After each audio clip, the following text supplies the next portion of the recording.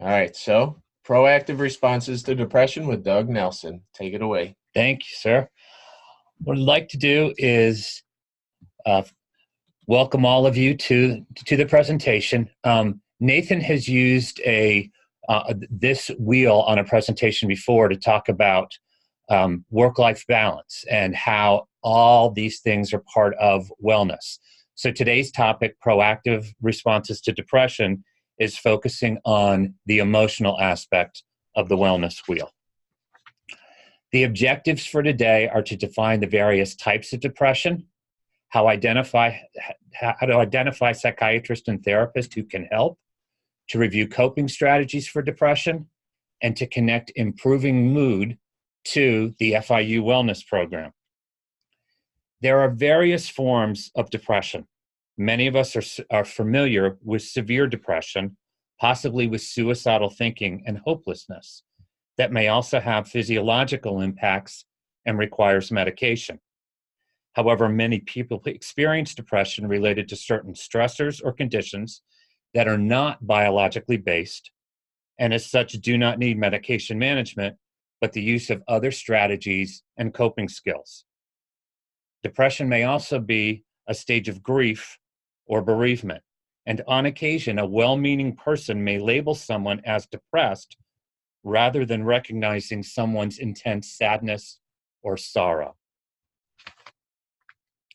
As indicated with this picture, people experience a wide variety of negative thoughts and feelings when feeling depressed.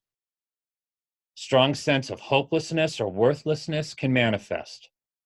In the midst of depression, persons cite feeling unworthy, unlovable, insignificant, or defective.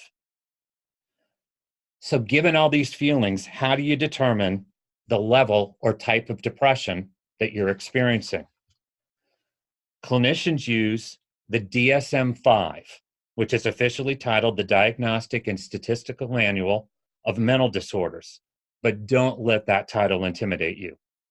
The reason for attempting to discern what specific type of condition is occurring is to then match the appropriate interventions and resources to the presenting condition. Bipolar disorder has both depression and manic episodes, which is best served by both medication and therapy. Major depressive disorder, dysthymia, seasonal affective disorder, and postpartum depression are forms of depression that vary in scope and intensity. To start, we're going to focus on major depression, and then we'll return back to this slide. To be diagnosed with a major depressive disorder, 5 or more of the following symptoms have to be occurring within the past 2 weeks. Clinicians also use a decision tree to rule out other conditions like substance abuse, a delusional disorder, or other medical conditions. For example, a doctor may determine a thyroid malfunction to verify a diagnosis of depression. Typically, someone diagnosed with a major depression will pursue therapy with a clinician as well as medication management from a psychiatrist.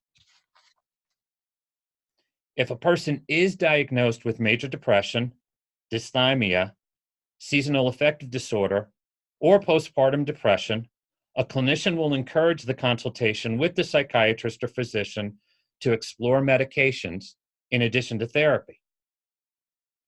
Now, an adjustment disorder often occurs when a person is going through a difficult period following a specific catalyst and experiences symptoms of depression during the adjustment period.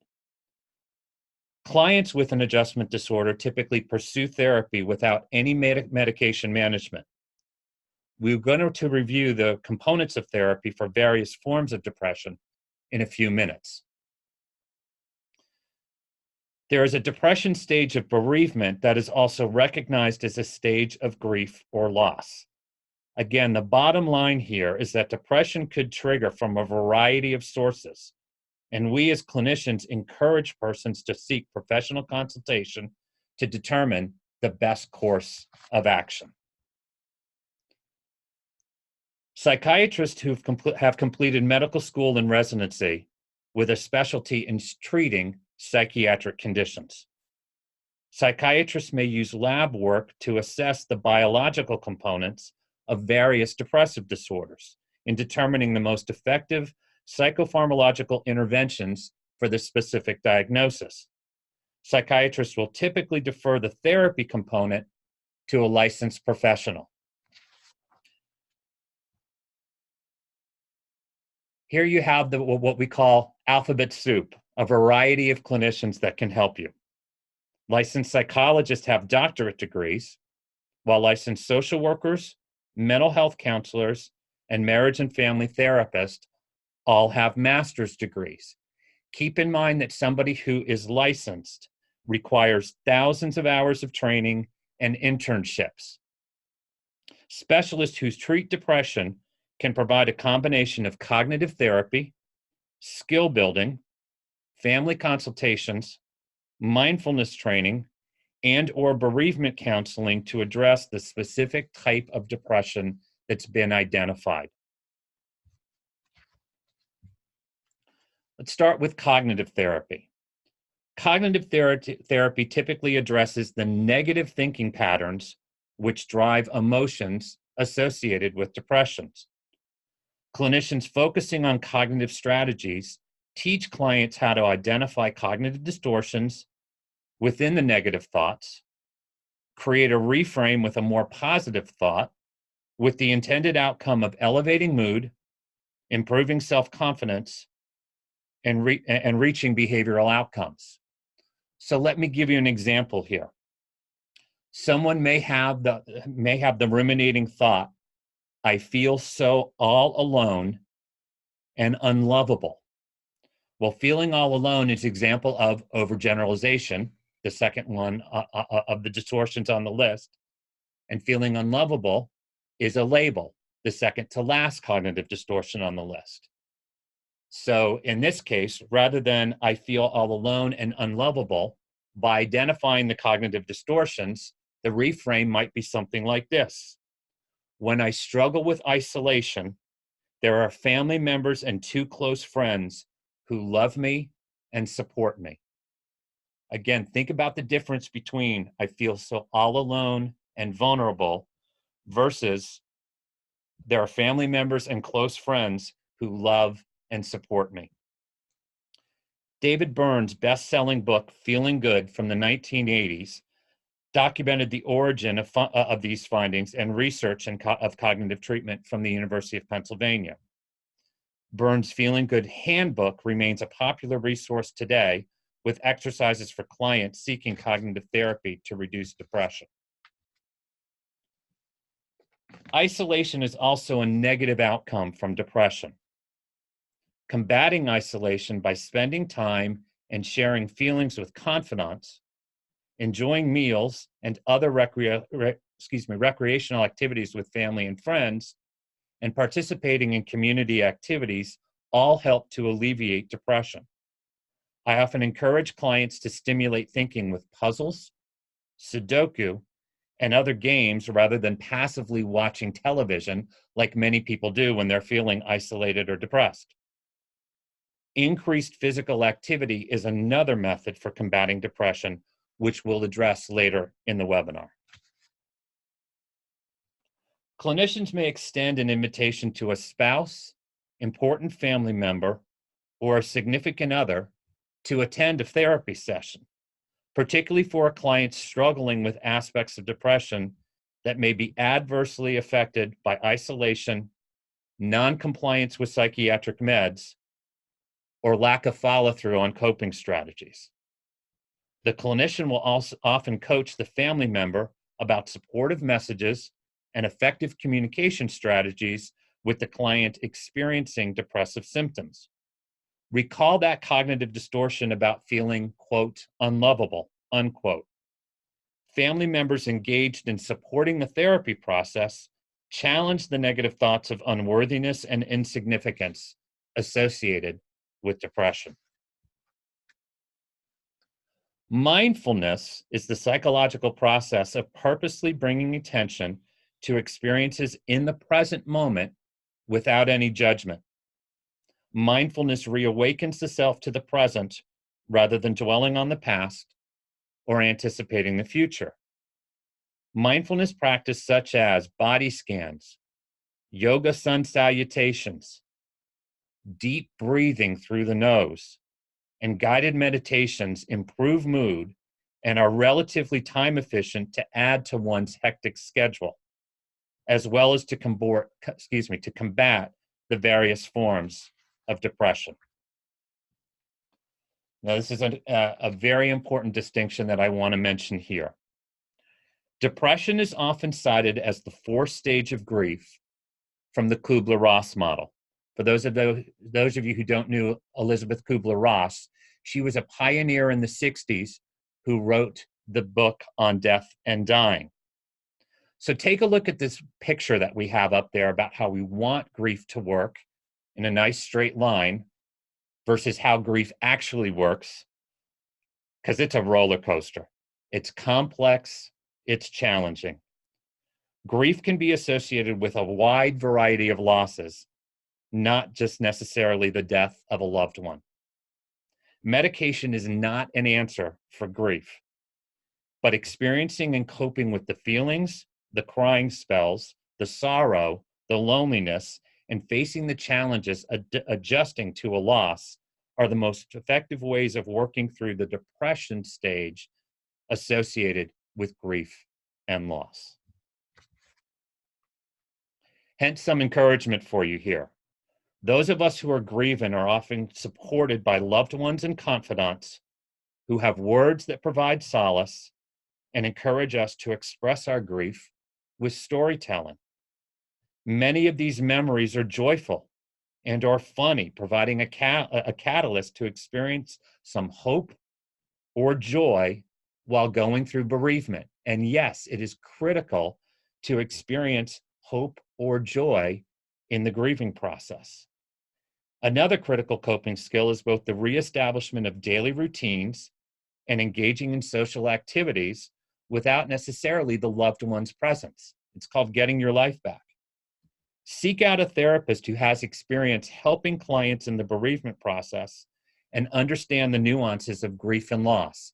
Because again, depression is a stage of grief, but it is not a diagnosis of depression.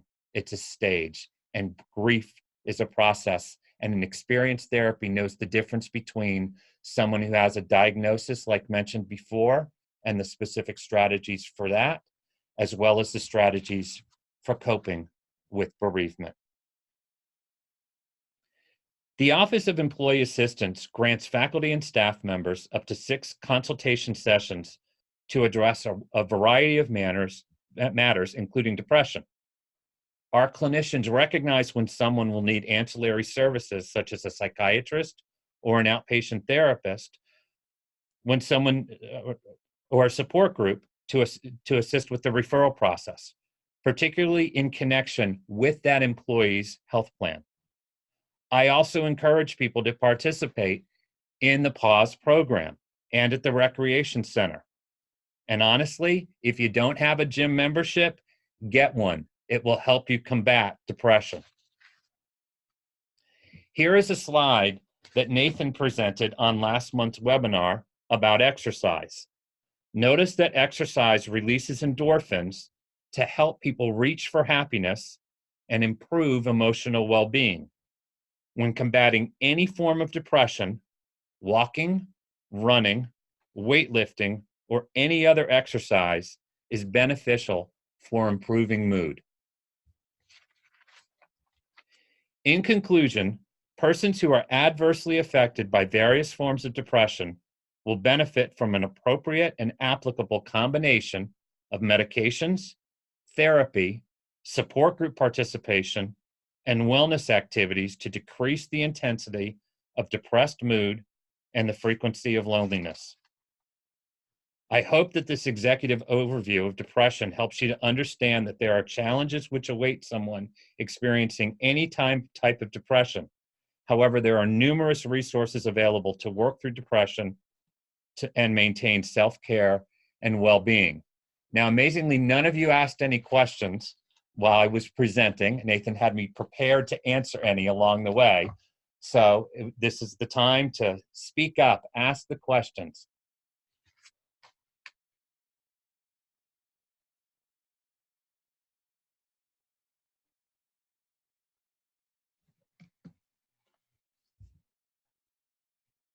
So are there any questions out there that anybody would like to ask?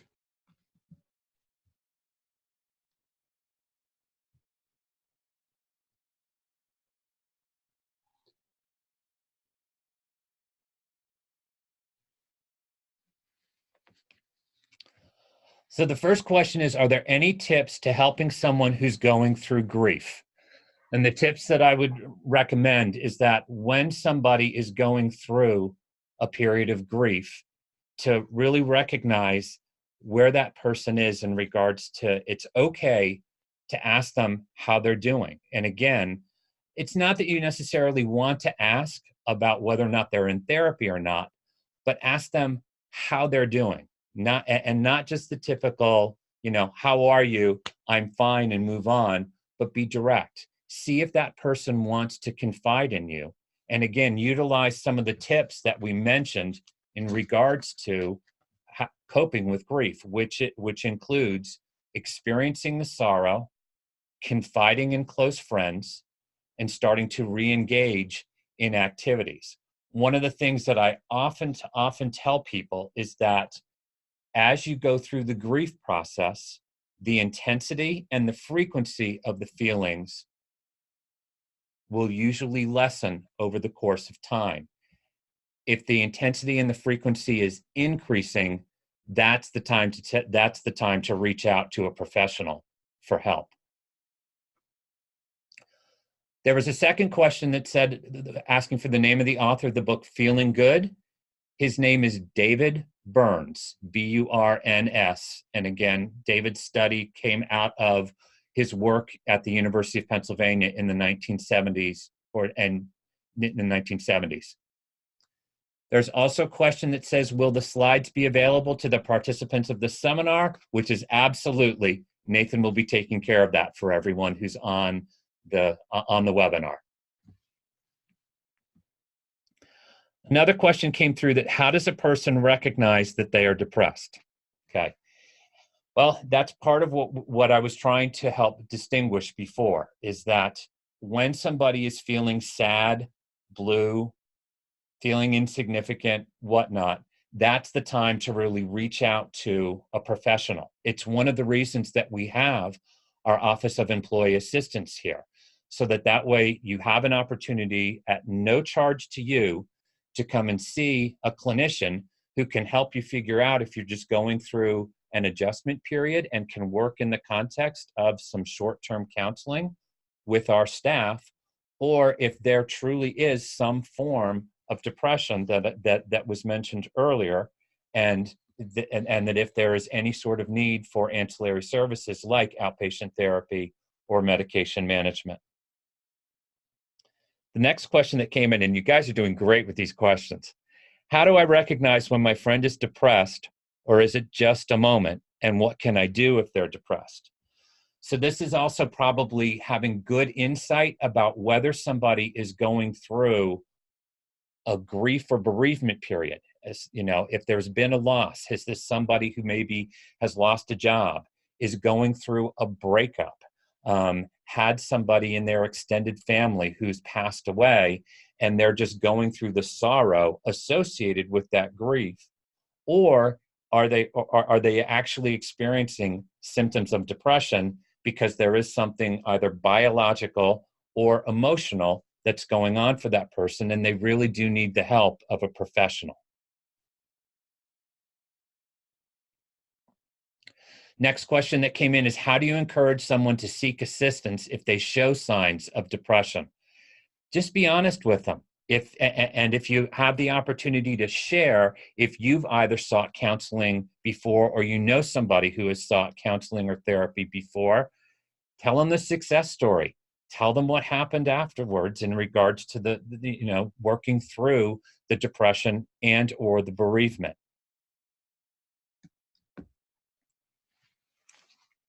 Can depression also be masked as anger, was the next question that come in. Absolutely. one of the things that, and I'm going to ask the men in the audience to particularly recognize this. While anger is a legitimate feeling, anger oftentimes is associated with one of three other predominant feelings: feeling sad or depressed, feeling worried or scared, or feeling embarrassed or guilty.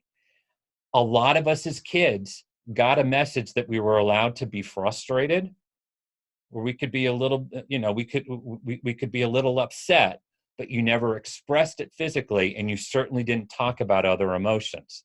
So one of the keys about depression and sadness is to get it out there and be honest. And again, with anger, whether it's sadness or depression, worry or fear, or embarrassment or guilt, it is important to talk about it.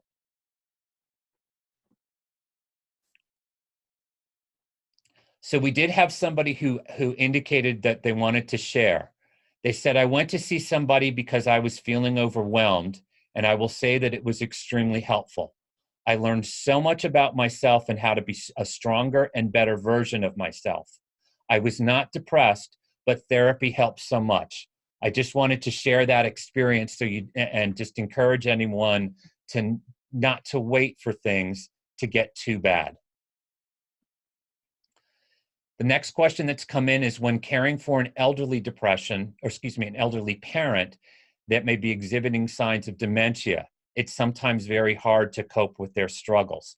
Absolutely. And I think that the person who's indicating that is talking about a true bereavement that's going on.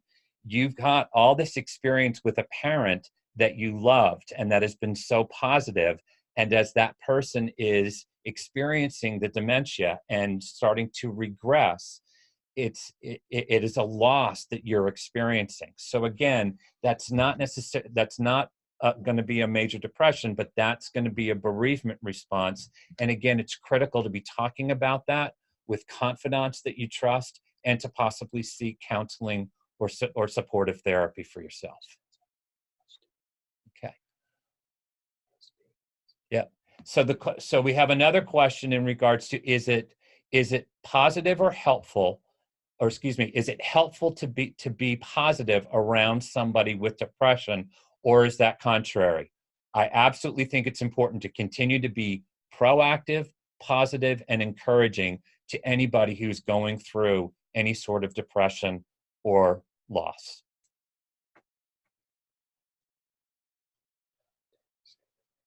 We only have a couple minutes left. Are there any additional questions? Again, you all have been asking some excellent questions.